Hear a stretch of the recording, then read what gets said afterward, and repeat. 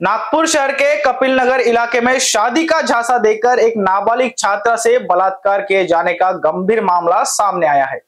Police ने पीड़िता की शिकायत के आधार पर आरोपी युवक को गिरफ्तार कर लिया है। जानकारी के अनुसार आरोपी की पहचान नारा निवासी अजय झोटिंग उम्र 30 वर्ष के रूप में हुई है, जबकि पीड़िता एक 16 वर्षीय छात्रा है।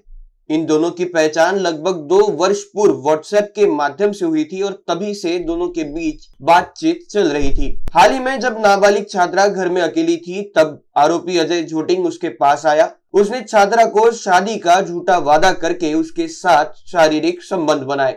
यह घिनौनी हरकत करने के बाद आरोपी ने नाबालिग को यह बात किसी को भी बताने पर उसके पिता को जान से मारने की धमकी दी। डर के बावजूद नाबालिग ने हिम्मत दिखाते हुए पूरी घटना अपने परिजनों को बताई। परिजनों ने तत्काल कपिल नगर पुलिस स्टेशन में शिकायत दर्ज कराई। पुलिस ने त्वरित कार्रवाई करते हुए अजय झोटिंग के खिलाफ बलात्कार और धमकी देने के आरोप के तहत केस दर्ज किया है और मामले की आगे की जांच जारी है। पोलीस ठाणे कपिल नगर नागपूर शहर परिपौपनी सुप्रिया गजरे दाखल अपराध क्रमांक आहे 744/25, कलम आहे 69, 351(3) भारतीय न्याय संहिता आणि कलम 4 आणि 6 पोक्सो या कायद्याअंतर्गत सदरचा गुन्हा दाखल झालेला आहे। सदर गुन्ह्यामध्ये असं आहे की फिर्यादीने असं सांगितलेलं आहे की त्या दोघांची व्हॉट्सअपवरती ओळख झाली। व्हॉट्सअपवरती ओळख झाल्यानंतर ते दोघं एकमेकांशी चॅटिंग करू लागले। चॅटिंग केल्यानंतर दोघांचं भेटणं झालं। फिर्यादीचे वडील हे हॉटेलमध्ये काम करतात, त्याच्यामुळे ते संध्याकाळी 4 वाजता कामावरती गेल्यानंतर रात्री 12 वाजता येतात।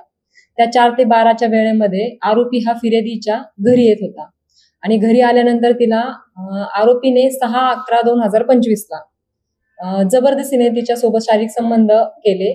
फिर्यादी त्याला नकार देत होती, परंतु त्याने जबरदस्तीने तिच्यासोबत शारीरिक संबंध केल्यामुळे फिर्यादी रडू लागली। मग तो म्हटला की मी तुझ्याशी लग्न करणार आहे, त्याच्यामुळे तू रडू नको आणि तू जर कोणाला जर ही गोष्ट सांगितली किंवा पोलिसांना जर सांगितली तर मी तुझ्या वडिलांना मारून टाकेल, अशी त्याने त्याला धमकी दिली। आणि त्याच्यानंतर मग आरोपी आणि फिर्यादी हे सतत भेटत राहिले ज्यावेळेस तिचे वडील कामावर जात होते त्यावेळेस। आणि त्यांच्या या भेटण्यामध्ये काय झालं, त्यांचे आधेमध्ये महिन्यातून एकदा असे संबंध येत होते असे फिर्यादीने आम्हाला सांगितलेलं आहे।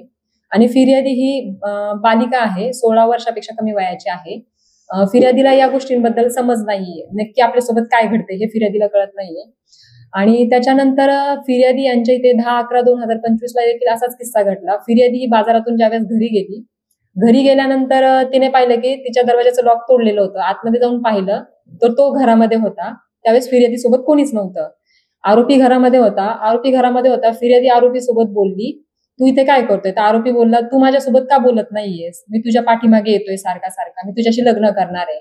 आणि फिर्यादी हे बोलत असताना फिर्यादीची काकू आणि तिचा मुलगा हा बाहेरून आतमध्ये घरामध्ये आल्यानंतर फिर्यादीने घराच्या वरती चढून खाली उडी मारून आरोपी तिथून पळून गेला। आणि त्याच्यानंतर जर आपण पाहिलं तर कपिल नगरला 11/11/2025 ला हा गुन्हा दाखल झालेला आहे। 10/11/2025 ला फिर्यादी तिच्या काकू सोबत रिपोर्ट देण्यासाठी पोलीस ठाणे कपिल नगर येथे आली। रात्रीच्या 10:30च्या दरम्यान आले। त्याच्यानंतर आपण गुन्हा दाखल केलेला आहे आणि सदर आरोपीचा आपण शोध घेत आहे। सदर गुन्ह्याचा तपास हा माननीय वकोनिसो यांच्या अध्यक्षतेखाली मार्गदर्शनामध्ये आपण सदर गुन्ह्याचा तपास करत आहोत। पोलीस ठाणे कपिल नगर येथील तपास पथक सदर आरोपीचा हा शोध घेत आहे। आम्ही सदर आरोपीचा शोध घेत आहे। पूर्ण जरीपटका एरिया, कपिल नगर एरिया ह्या संपूर्ण एरियामध्ये आरोपीचे सीडीआर आहे, एसडीआर आहे, सर्व लोकेशन घेत आहोत। आरोपीच्या आसपासचे जवळपासचे मित्र वगैरे सर्वांशी बोलणी चालणी व त्यांच्याकडनं आपण सगळ्या घटनेविषयी माहिती घेत आहोत। आरोपीचं सध्याचं लोकेशन कुठं असेल याच्याविषयी आपण माहिती घेत आहोत। इंडियन न्यूज के लिए वीडियो जर्नलिस्ट अखिलेश के साथ अभिषेक पानसे की रिपोर्ट।